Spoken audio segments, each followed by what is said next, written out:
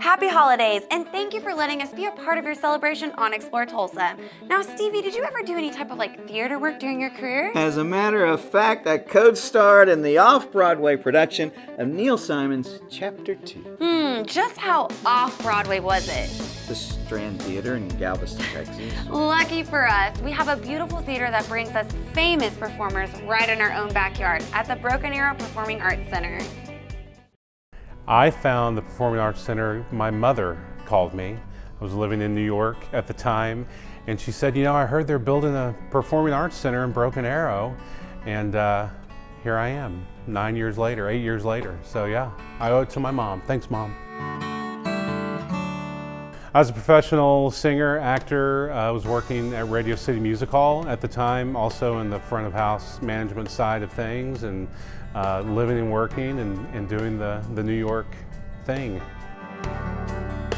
It was a dream come true to be a working professional actor, whether it's in New York or Dallas or Tulsa or wherever, but to be able to do it and have some success in New York was great, and something that I'm glad I got to do and have that experience on stage, which in a lot of ways prepared me for my experience here running this theater and being a presenter of Broadway tours.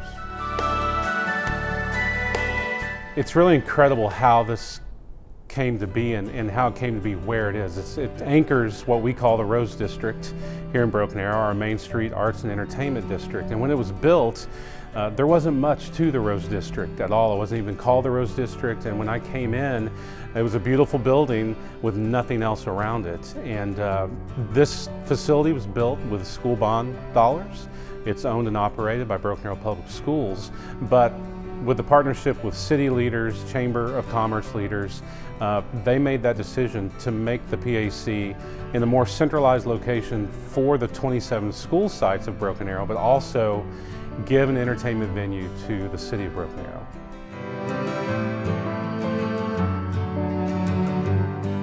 Well, Kristen, we named the theater after Kristen when she first came here in 2012, was her return home. And it really became just an incredible partnership. And through that, she created the Kristen Chenoweth Arts and Education Fund, which she and I run together along with the help of her friend John Sawyer, Jack Wallace, Melinda Clontz, and the Arts Alliance of Broken Arrow. Kristen and I, of course, she went on to much greater fame than I did, and deservedly so. She's an incredible powerhouse. Knew Kristen back in high school. Theater circles are very small. I was a Jinx Trojan, and she, of course, was a Broken Arrow Tiger. And her good friend, lifelong friend, and my friend, John Sawyer, was kind of the connecting point for us, and we were able to reconnect a lot of years later right here in Broken Arrow. And we've been able to create very unique opportunities for students. We have a Broadway boot camp where we bring in the musical theater staff from Oklahoma City University.